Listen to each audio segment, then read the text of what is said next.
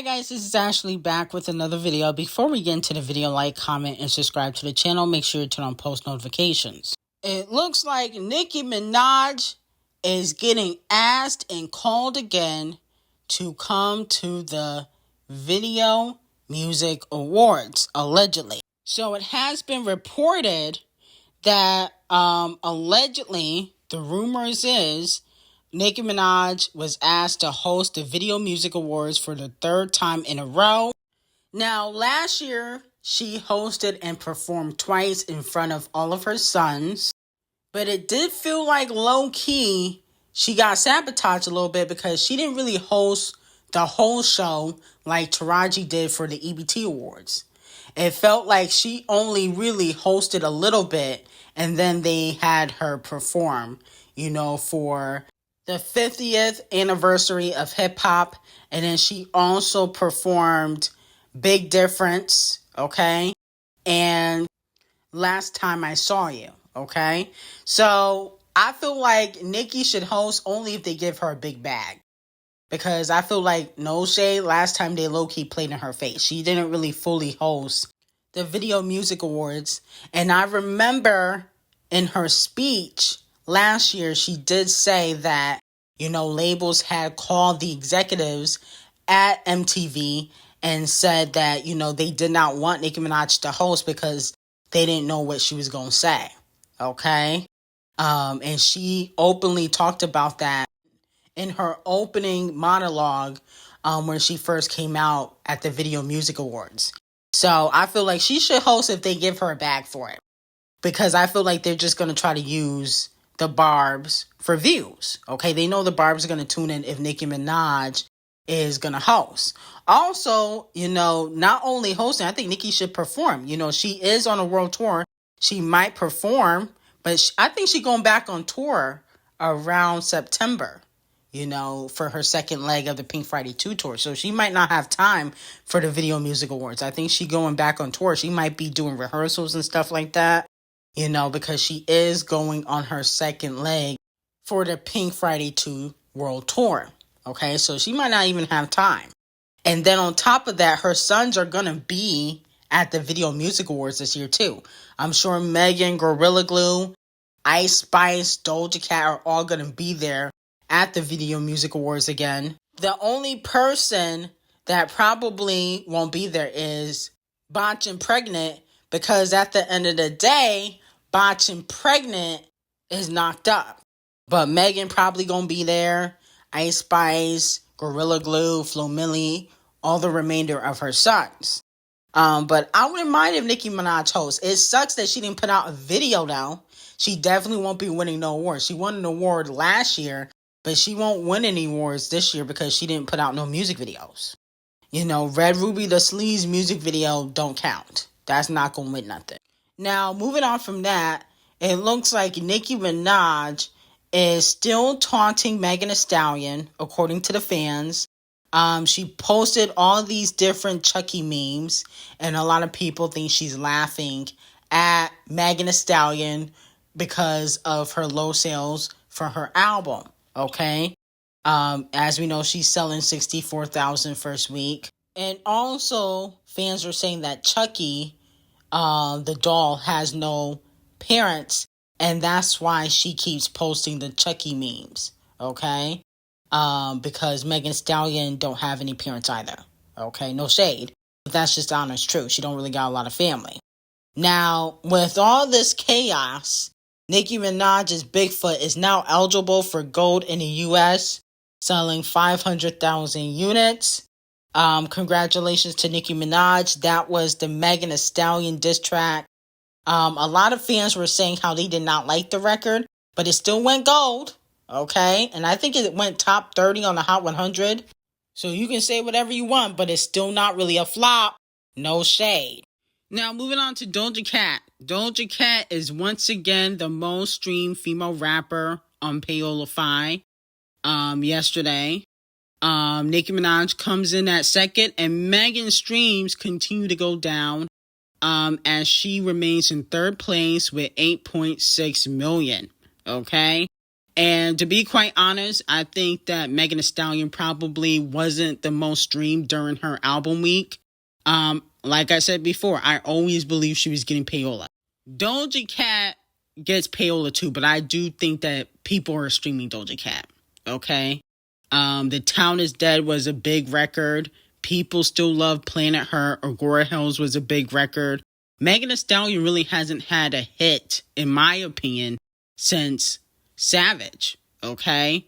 That's just me. I haven't listened to Megan like that since the Savage remix and the original Savage. So let me know how y'all feel about that. Now, moving on to Botch and Bitter and Ice Spice. It looks like Botch and Bitter is being removed from rap.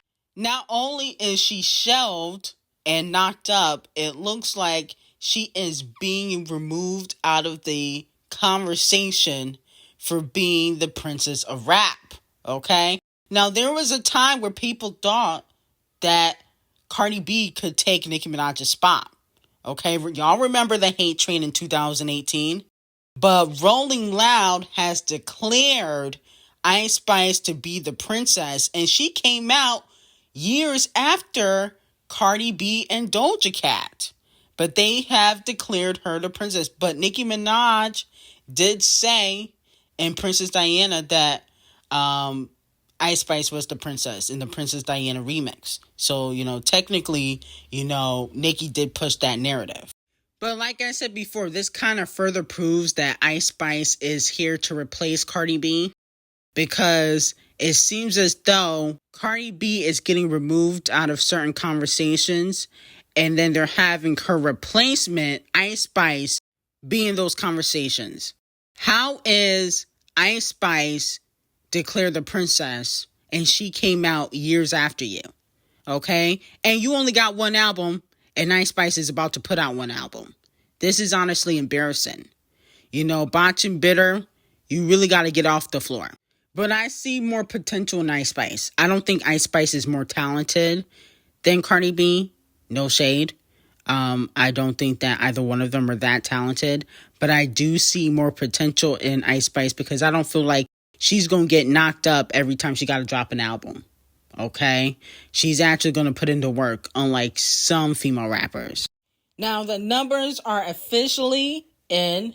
Payola Board announces that Megan Thee Stallion's album sold 64,000 first week, 62 million streams, and 16,000 in per sales. Okay? Now, I'm like, the per sales are a little bit low. But I think the last time she dropped an album, she did 8,000 in per sales or something like that. So, she did double the amount. On top of that, it looks like her streams have drastically went down. On the 7th day of Megan Thee Stallion streams on Payola, she only did 6 million for her whole album for Megan. On the 6th day, it was 11 million. So I was like, goodness gracious, they took away the payola quickly. Warner got to recut the check. Y'all got to make sure your checks go through to Payola so they don't be taking the streams away.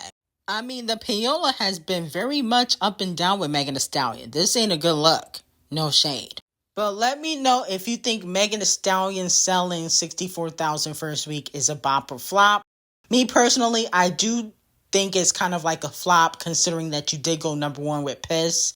You did have radio and music videos. You put out 3 different music videos for all your singles. You did hella promotion. You have an Amazon Prime commercial. You're backed by Devil Nation and Warner. I feel like it is kind of like a flop. No shade. You should really be doing 100K or more if you got 3 Grammys. In my opinion, I feel like if you got 3 Grammys and, you say you're like the queen bee of rap, that's what she was calling herself, you should be doing 100K or more. On top of that is like you backed by one of the biggest record companies in the world. Okay, whether it's a distribution deal or not, you still not really fully independent.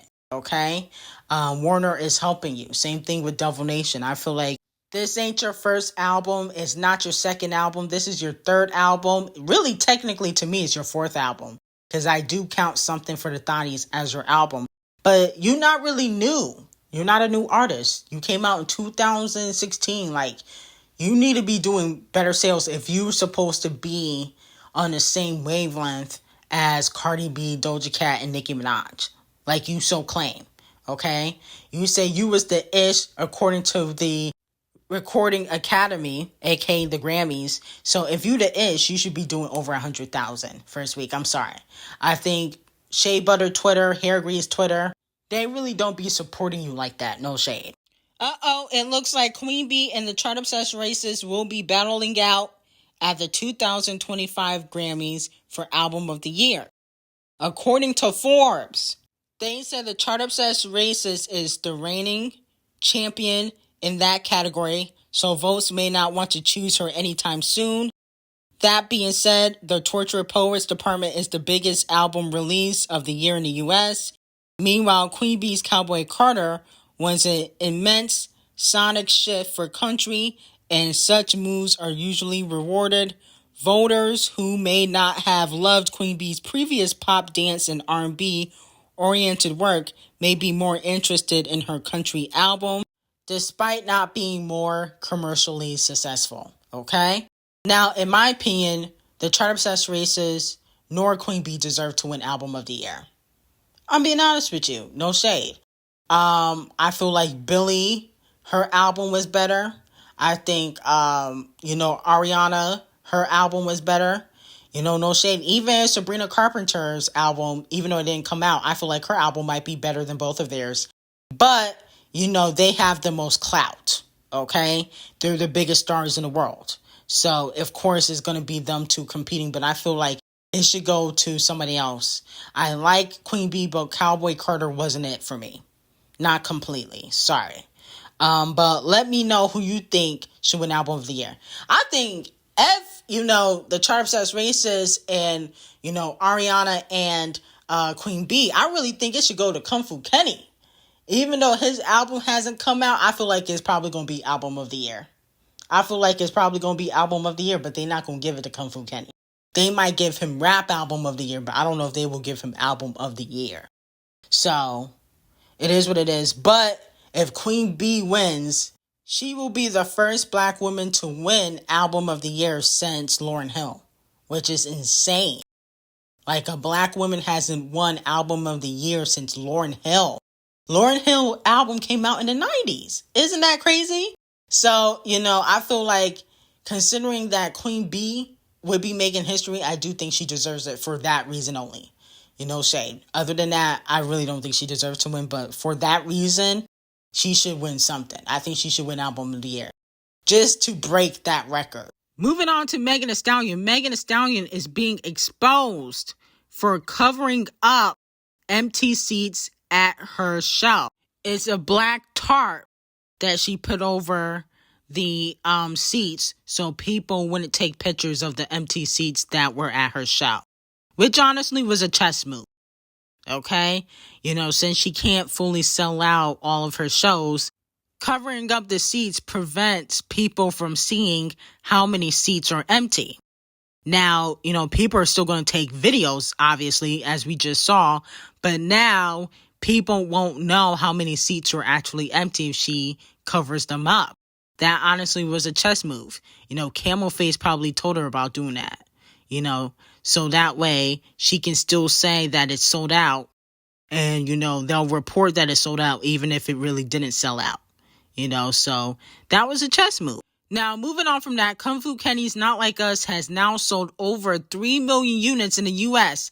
and is eligible for 3 times platinum certification. Honestly, not shocked. Wouldn't be surprised if this song goes diamond by the end of the year. Okay, because I've been repeatedly listening to it. I know some of you have. So I really can see this song going the test of time. I think in a few years, we're going to be calling this song a classic. No shade. Also, Kendrick Lamar's Not Like Us is now the most streamed rap song in Canada on Paolify in 2024, surpassing Kanye West's Carnival. So congratulations to Kung Fu Kenny on that. Now, allegedly, these are the video Vanguard recipients under consideration. So allegedly, these 4 artists / icons are being considered for the Vanguard Award. Okay. Now, they got Eminem, Katy, Alicia, and Gaga. To be quite honest, I don't think none of them deserve it this year. Now, to me, musically, the only person still popping musically is Eminem. Gaga not really doing music right now. I know she's supposed to be putting out music, but I feel like the person receiving the Vanguard Award, you still should be hot right now, so you can perform your latest hits on stage. Just like Queen Bee did when she received it, just like Nicki did when she received it, just like Rihanna and Shakira did when they received it. They performed their latest hits. They didn't perform hits from 5 to 10 years ago. Okay, they performed their latest hits. Eminem is the only person that recently has went top 10, even though I don't really consider that song he put out a hit record, but he still topped the charts. Okay, Katy's flopping, Alicia flopping, Gaga's doing movies. I don't feel like any of them really deserve it. I think the person that should be considered is Ariana. Where is Queen Ari on this list? Why are people now sleeping on Queen Ari? Is it because Sabrina Carpenter is here? I mean, let's not forget that Ariana has some sons. We need to put some respect on Ariana's name. Okay? So if it's not Queen Ari that gets the Vanguard Award this year, unfortunately, the Video Music Awards will be receiving Donkey of the Day. Katy, phenomenal artist, has, classics, but you ain't got no recent hits, sis. No shade. I don't care about Women's World, produced by Dr. Puke. I don't care about that. You don't have any recent hits right now. No shade. Maybe Women's World will be her recent hit, but I don't really care for that song like that. So it is what it is. From what I've heard, the snippet I don't really care for. Now, moving on from that, Tyla is currently under negotiations to perform at the Video Music Awards in 2024. A lot of fans feel like this is hypocritical because last year they said that, it was too early for Victoria Monet to perform when she wanted to perform Oh My Mama, which was a popular song, no shade to Tyla, but that song was very popular. And on top of that, Victoria Monet been in the game for years. She started out writing for other artists. They said it was too early in her story, but now Tyla can perform? Interesting. I wouldn't be shocked if they asked Victoria Monet to perform this year either, though. Okay, considering that she's been making a lot of noise and she won 3 Scammys, I can see them asking her to perform. Last year, she didn't win no Scammys. So, they just thought she probably was a fluke. But I always thought Victoria Monet was very talented even before she blew up. And I do think Tyla should perform. I think Victoria Monet and Tyla should perform. Okay? And Sexy Red should perform. All of them should perform. They all have recent hits. Victoria Monet, All Right, that song was popular more last year than it was this year. She put out the music video too late, but, that song is a hit to me, even though it didn't really chart. So let me know how y'all feel about it. I feel like all these ladies deserve to perform. Normani should perform. The only person that probably shouldn't perform is One More Beyonce. No shade. You don't have no songs out. You need to stay home. No shade. But anyway, I got some very hot tea on the white party, the 4th of July white party. On my Patreon, link will be in the description, and have a great day.